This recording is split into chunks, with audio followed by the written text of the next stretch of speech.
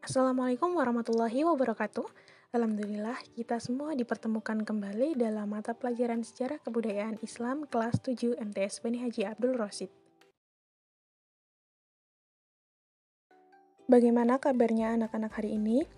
Semoga kita semua selalu diberikan kesehatan oleh Allah Subhanahu wa taala sehingga kita bisa mengikuti pembelajaran hari ini dengan sehat dan juga semangat. Sebelum kita mengawali pembelajaran kita hari ini, alangkah baiknya kita awali dengan bacaan basmalah dan juga doa bersama-sama. Bismillahirrahmanirrahim. Berdoa dimulai. Berdoa selesai. Anak-anak sudah siap ya untuk mengikuti pembelajaran kita pada hari ini?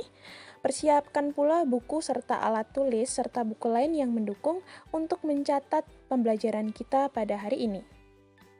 Adakah yang masih mengingat mengenai pembelajaran kita pada minggu kemarin?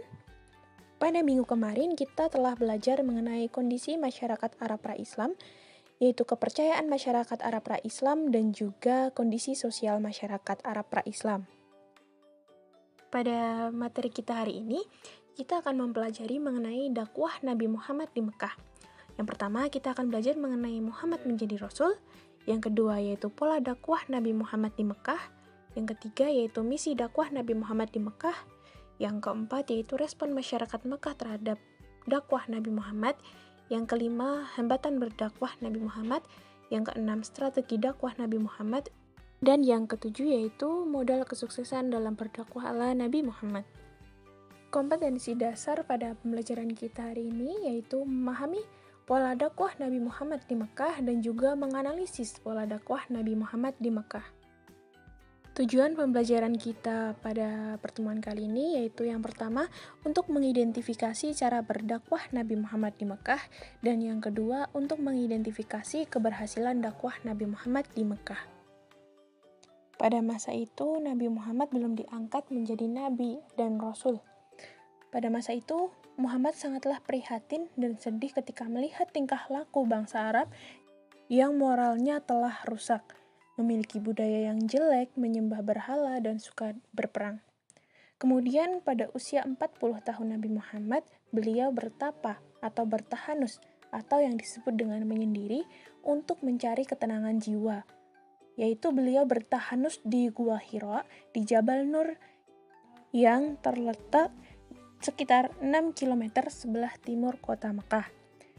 Dalam bertahanus, beliau merenung bagaimana alam ini diciptakan, siapa penciptanya, lalu bagaimana alam dan seisinya diciptakan. Banyak pertanyaan-pertanyaan yang berputar di kepala beliau yang belum terjawabkan. Kemudian pada tanggal 17 Ramadan bertepatan dengan 6 Agustus tahun 610 Masehi, ketika Nabi Muhammad bertahanus di Gua Hira, datanglah malaikat Jibril yang kemudian menyampaikan wahyu dari Allah berupa surah Al-Alaq ayat 1 sampai dengan 5. Ketika saat itu Nabi Muhammad merasa ketakutan karena sebelumnya belum pernah bertemu dengan malaikat Jibril. Kemudian malaikat Jibril menyuruh Nabi Muhammad untuk mengikuti apa yang malaikat Jibril katakan, yaitu berupa surah Al-Alaq ayat 1 sampai dengan 5. Nabi Muhammad pun mengikuti apa yang telah diucapkan oleh malaikat Jibril dengan baik sampai beliau hafal. Setelah kejadian itu, Nabi Muhammad pulang ke rumahnya dengan muka yang pucat dan menggigil, serta menghampiri istrinya yang bernama Khadijah untuk menyelimutinya. Setelah Nabi Muhammad tenang, Khadijah mengajak Nabi Muhammad untuk menemui saudaranya yang merupakan seorang ahli kitab yang bernama Waraqah bin Naufal. Nabi Muhammad pun kemudian menceritakan apa yang telah terjadi di Gua Hira tersebut. Kemudian Waraqah mendengarkan dan membuka kitab Taurat dan Injil kemudian berkata, "Demi Tuhan, yang datang itu adalah malaikat Jibril yang pernah datang juga kepada Nabi Musa. Baik-baiklah menjaga diri, tabahkanlah hatimu wahai Muhammad, kelak engkau akan diangkat menjadi Rasul. Jangan takut, tetap bergembiralah menerima wahyu itu." Dengan turunnya wahyu tersebut yang berupa surah Al-Alaq ayat 1 sampai dengan 5 menandakan bahwa Nabi Muhammad telah diangkat sebagai utusan Allah. turunnya ayat tersebut juga disebut dengan peristiwa nuzul Al-Quran. Setelah beberapa lama, kemudian turun wahyu yang kedua, yaitu surah Al-Mudaththir ayat 1 sampai dengan 7. Yang kedua yaitu pola dakwah Nabi Muhammad di Mekah. Pola dakwah Nabi Muhammad di Mekah ini dibagi menjadi dua. Yang pertama yaitu dakwah secara sembunyi-sembunyi, dan yang kedua yaitu dakwah secara terang-terangan. Yang pertama yaitu pola dakwah Nabi secara sembunyi-sembunyi. Berdasarkan wahyu yang diterima Nabi Muhammad, beliau mulai melakukan kegiatan dakwahnya. Pada awalnya, Nabi Muhammad hanya berdakwah secara sembunyi-sembunyi untuk mencari orang yang benar-benar mendukung beliau. Sasaran dakwah Nabi Muhammad adalah orang-orang terdekatnya, karena orang-orang yang terdekatnya merupakan orang yang menerima dakwah Nabi Muhammad. Orang-orang tersebut yaitu Siti Khadijah sebagai istri Nabi, Ali bin Abi Thalib sebagai sepupu Nabi, Abu Bakar sebagai sahabat Nabi, dan Zaid bin Haritsah sebagai anak angkat Nabi. Setelah itu, dakwah Nabi yang dilakukan secara sembunyi-sembunyi mulai berkembang. Bertambahlah pengikut Nabi yang diantaranya adalah Utsman bin Affan, Abdurrahman bin Auf, Zubair bin Awam, Sa'ad bin Abi Waqqas, Thalhah bin Ubaidillah, Abu Ubaid bin Jarrah, dan Arqam bin Abil Arqam. Kegiatan dakwah yang dilakukan secara sembunyi-sembunyi ini kemudian dipusatkan di rumah Arqam bin Abil Arqam. Orang yang memeluk Islam pertama kali disebut dengan as-sabiqunal awwalun. Mereka yang telah dipersiapkan oleh Nabi menjadi juru dakwah yang selanjutnya. Yang selanjutnya yaitu dakwah Nabi secara terang-terangan. Selama kurang lebih 3 tahun, Nabi Muhammad berdakwah secara sembunyi-sembunyi. Kemudian Allah menurunkan Quran Surah Al-Hijr ayat 94 yang merupakan perintah dakwah secara terang-terangan. Selain itu, Nabi Muhammad juga menerima wahyu berupa surah Asy-Syu'ara ayat 154 sebagai landasan dalam berdakwahnya. Langkah pertama dalam dakwah Nabi secara terang-terangan yaitu dilakukan dengan cara mengumpulkan warga di Bukit Sofa. Banyak warga yang telah memenuhi undangan Nabi Muhammad termasuk Abu Lahab. Ketika Nabi Muhammad bertanya kepada masyarakat, "Bagaimana menurut kalian jika aku memberitahukan bahwa ada seekor kuda yang bisa keluar dari gunung ini dan menyerang kalian? Apakah kalian percaya?" Kemudian semua masyarakat menjawab, "Ya, kami percaya. Kami tidak pernah mendengar engkau berdusta." Hal tersebut membuktikan bahwa Nabi Muhammad semasa hidupnya tidak pernah berdusta. Kemudian Nabi Muhammad berkata kembali, "Ketahuilah bahwa aku ini diutus oleh Allah sebagai pemberitahu kalian semua akan adanya siksa Allah yang sangat keras." Belum selesai Nabi Muhammad menyampaikan apa yang ingin beliau sampaikan, perkataan Nabi Muhammad dipotong oleh Abu Lahab yang berteriak dengan marah, dengan mengatakan, "Celakalah kamu Muhammad, apakah hanya untuk ini kamu mengumpulkan kami?" Dan kemudian Abu Lahab melempari Nabi dengan batu. Akhirnya pertemuan ini berakhir dengan kekacauan. Peristiwa tersebut menjadi sebab turunnya surah Al-Lahab. Karena kejadian tersebut, Islam akhirnya menjadi perbincangan para warga, terutama pada suku Quraisy yang banyak menentang Islam. Kemudian dakwah secara terang-terangan tersebut semakin menguat setelah Hamzah bin Abdul Muthalib, yaitu paman Nabi Muhammad, serta Umar bin Khattab masuk Islam pada tahun ke-6 kenabian. Pada masa awal dakwah Nabi ini, warga yang mampu menerima dakwah Nabi Muhammad yaitu berasal dari golongan yang tertindas dan juga kaum miskin. Yang ketiga yaitu misi dakwah Nabi Muhammad di Mekah.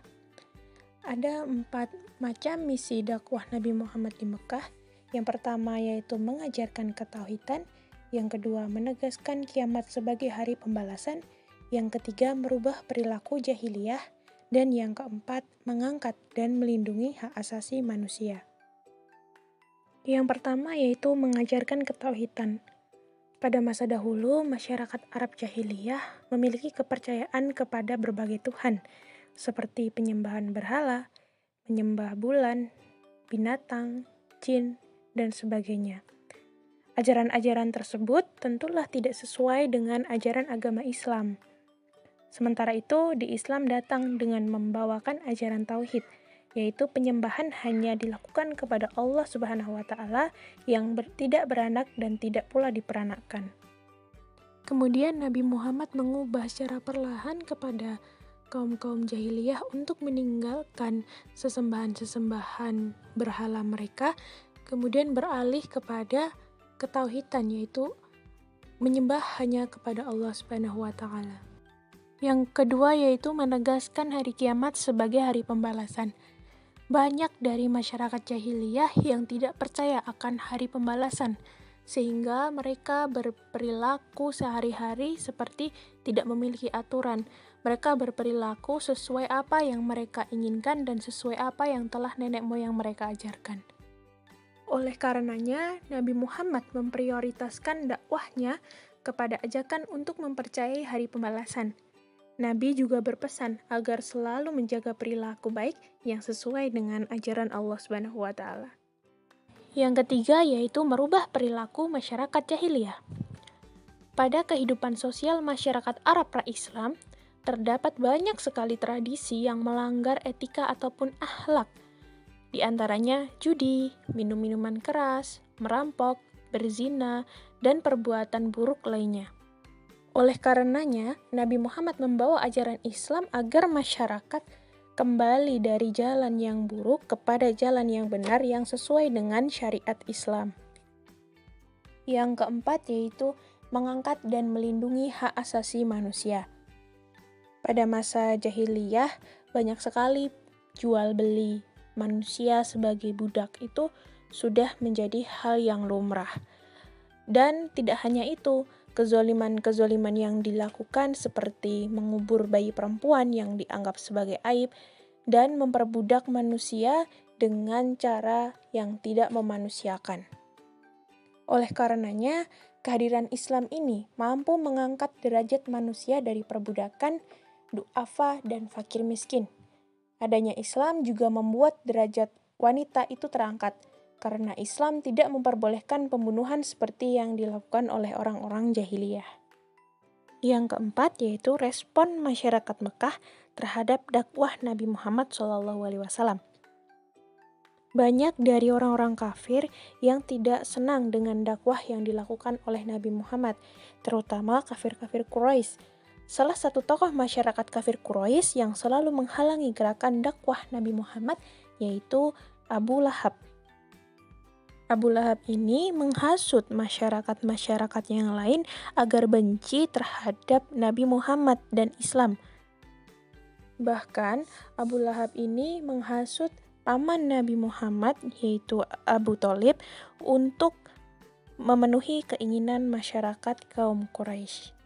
Ketika Abu Thalib membujuk Nabi Muhammad agar menghentikan dakwahnya, Nabi Muhammad berkata, "Wahai pamanku, demi Allah, sekiranya matahari diletakkan di sebelah kananku dan bulan di sebelah kiriku, supaya aku berhenti untuk berdakwah, pasti aku tidak akan mau berhenti berdakwah sampai Allah memberiku kemenangan atau aku binasa dalam perjuangan."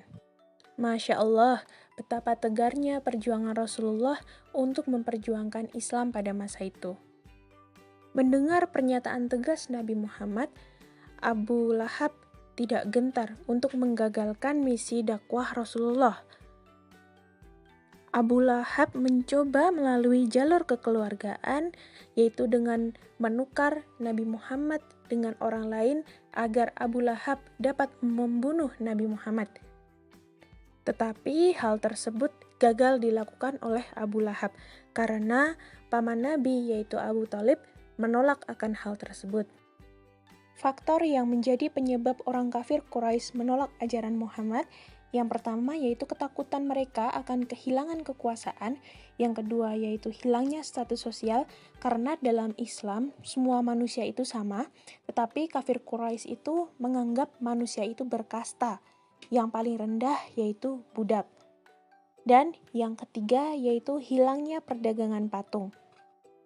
Yang kelima yaitu hambatan dan rintangan Nabi Muhammad dalam berdakwah. Terdapat banyak sekali hambatan dan rintangan yang diterima oleh Nabi Muhammad pada ketika beliau berdakwah. Di antaranya yang pertama yaitu bujukan kafir Quraisy pada Abu Thalib untuk melepaskan perlindungan kepada Nabi Muhammad. Mengingat Abu Thalib merupakan pelindung bagi dakwah Nabi Muhammad, kafir Quraisy berusaha mempengaruhi Abu Thalib untuk melepaskan perlindungan kepada Nabi Muhammad. Kafir Quraisy yang membenci dakwah Nabi Muhammad diantaranya Abu Lahab, Abu Jahal, Abu Sofyan, dan Utbah bin Rabi'ah. Mereka merupakan orang-orang yang paling gigih untuk menentang Nabi Muhammad agar mengakhiri dakwahnya. Walaupun demikian, Nabi Muhammad pun tidak gentar dan tetap melanjutkan hinaan serta fitnahan terhadap Nabi Muhammad SAW.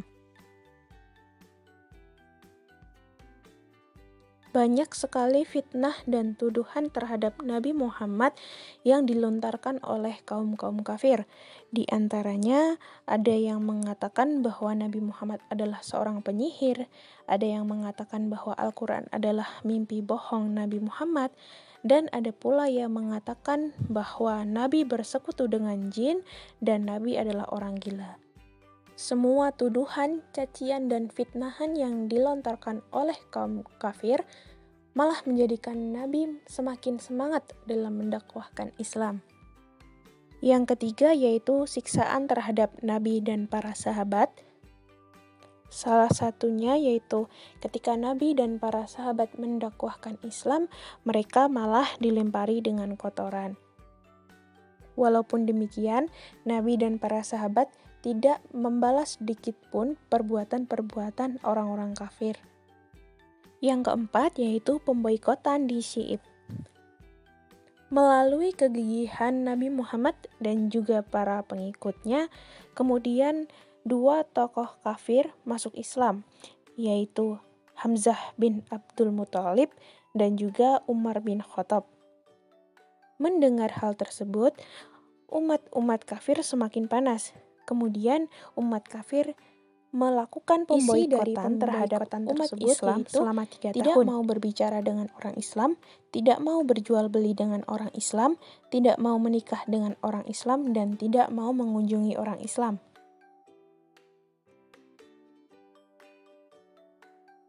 Papan pemboikotan tersebut dipasang di pintu Ka'bah selama 3 tahun.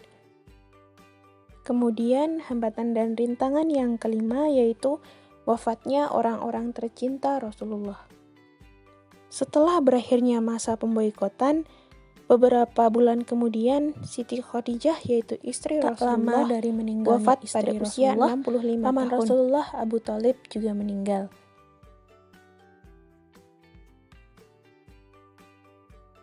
Abu Thalib merupakan orang yang selalu melindungi Nabi Muhammad dari ancaman kafir-kafir Quraisy. Maka tahun tersebut dijadikan sebagai tahun kesedihan atau Amul Husni. Yang keenam yaitu strategi dakwah Nabi Muhammad. Strategi dakwah Nabi Muhammad ada 4. Yang pertama, hijrah ke Habsyi. Yang kedua, misi ke Taif. Yang ketiga, peristiwa Isra Mi'raj. Dan yang keempat, perjanjian Aqabah. Yang pertama yaitu hijrah ke Habsyi. 5 tahun setelah Nabi Muhammad diutus menjadi Rasul, semakin banyak orang kafir yang benci terhadap Nabi Muhammad. Penindasan dan penyiksaan kafir Quraisy terhadap kaum muslimin semakin keras, sehingga membuat Nabi Muhammad dan pengikutnya berpikir untuk menyelamatkan diri.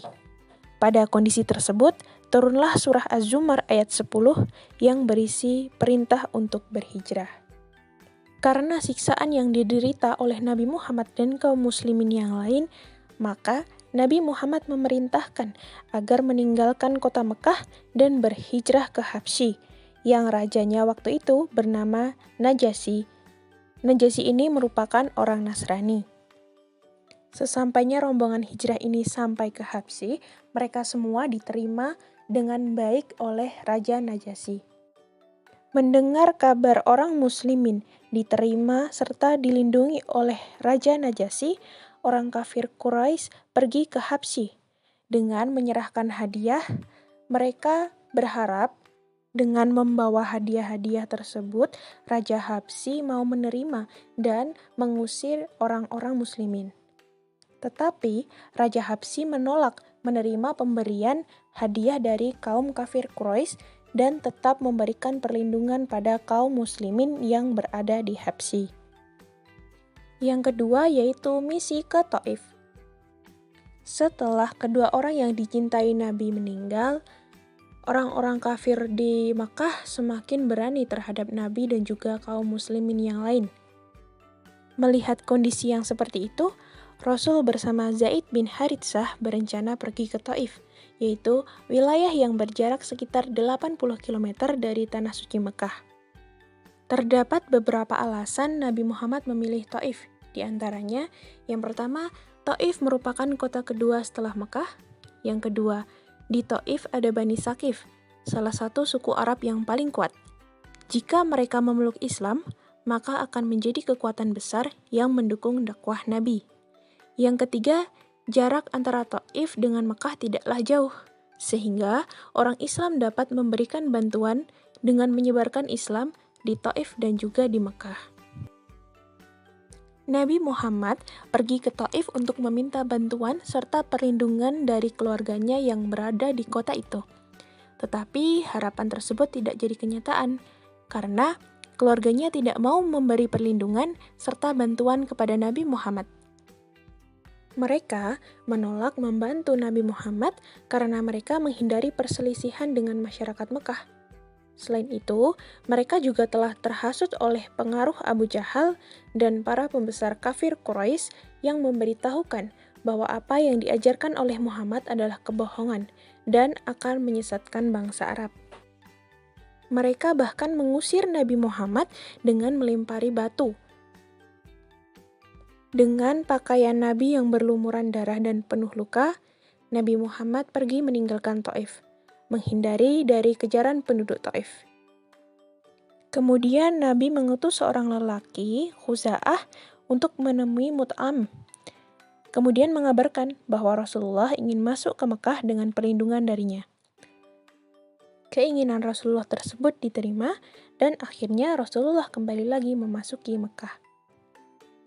Yang ketiga yaitu peristiwa Isra Mi'raj. Pada suatu malam, pada tanggal 27 bulan Rajab tahun ke-11 kenabian Rasul sedang bertafakur di sisi Ka'bah. Kemudian, datanglah malaikat Jibril memberitahukan bahwa Allah memerintahkan untuk membawanya melakukan Isra dan Mi'raj. Isra merupakan perjalanan pada malam hari dari Masjidil Haram di Mekah ke Masjidil Aqsa atau Baitul Maqdis di Palestina. Sedangkan Mi'raj merupakan perjalanan dari Masjidil Aqsa naik ke langit tertinggi hingga ke Sidratul Muntaha dan menghadap Allah serta kembali ke Mekah pada malam itu juga. Pada peristiwa tersebut, Nabi Muhammad mendapatkan perintah sholat 5 waktu dalam sehari semalam. Allah menerangkan hal tersebut dalam Al-Quran pada surah Al-Isra ayat 1. Melalui peristiwa Isra Mi'raj, Nabi Muhammad dapat melihat siapa di antara umatnya yang benar-benar yakin dengan keimanannya kepada Allah dan siapa yang masih diselubungi keraguan. Abu Bakar merupakan orang yang pertama kali membenarkan peristiwa Isra Mi'raj, maka Abu Bakar diberi gelar Asy-Syiddiq oleh Nabi Muhammad SAW. Yang keempat yaitu Perjanjian Aqabah. Pada tahun 621 Masehi, yang bertepatan dengan tahun ke-12 kenabian, Nabi Muhammad menemui rombongan haji dari Yasrib. Rombongan haji tersebut berjumlah 12 orang. Nabi Muhammad menyampaikan dakwahnya, kemudian dakwah tersebut mendapat sambutan yang baik, sehingga mereka semua menyatakan masuk ke dalam Islam di hadapan Nabi Muhammad. Mereka melakukan baiat kepada Nabi di Bukit Aqabah. Maka baiat ini disebut dengan baiat Aqabah pertama. Isi dari baiat Aqabah pertama yaitu yang pertama, mereka menyatakan setia kepada Nabi Muhammad. Yang kedua, mereka menyatakan rela berkorban harta dan jiwa. Yang ketiga, mereka bersedia ikut menyebarkan ajaran Islam yang dianutnya. Yang keempat, mereka menyatakan tidak akan menyekutukan Allah. Yang kelima, mereka menyatakan tidak akan membunuh. Dan yang keenam, mereka menyatakan tidak akan melakukan kecurangan dan kedustaan. Pada tahun ke-13 kenabian, bertepatan dengan tahun 622 Masehi, jamaah Yatsrib datang kembali ke kota Mekah untuk melaksanakan ibadah haji. Jamaah tersebut berjumlah 73 orang, dan setibanya di kota Mekah, mereka menemui Nabi Muhammad, dan atas nama penduduk Yatsrib, mereka menyampaikan pesan untuk disampaikan kepada Nabi Muhammad. Pesan tersebut berupa permintaan masyarakat Yatsrib agar Nabi Muhammad bersedia datang ke kota Yatsrib, memberikan penerangan tentang ajaran Islam, dan sebagainya. Kemudian permohonan tersebut dikabulkan oleh Nabi Muhammad, dan beliau menyatakan ketersediaannya untuk datang dan berdakwah di sana. Untuk memperkuat kesepakatan tersebut, mereka mengadakan perjanjian kembali di Bukit Aqobah, sehingga perjanjian ini di dalam sejarah Islam disebut dengan Baiat Aqobah kedua. Isi Baiat Aqobah kedua yaitu, yang pertama, penduduk Yatsrib siap dan bersedia melindungi Nabi Muhammad.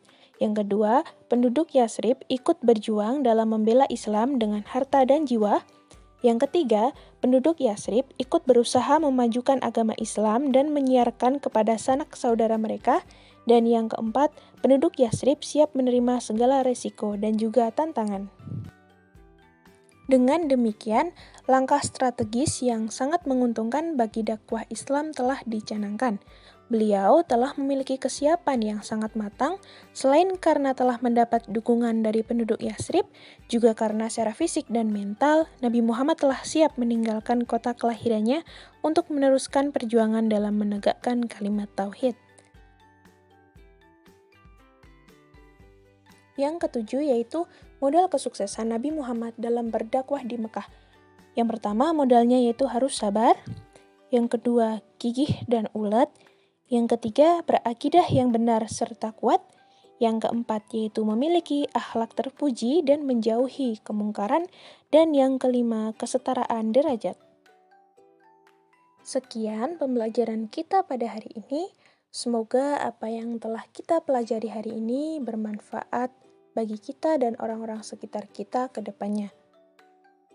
Insya Allah pada pertemuan yang akan datang, kita akan belajar mengenai dakwah Nabi Muhammad periode Madinah. Terima kasih atas perhatian dan antusias anak-anak pada pembelajaran hari ini. Semoga kita semua tetap selalu diberikan perlindungan oleh Allah Subhanahu wa Ta'ala dari segala mara bahaya.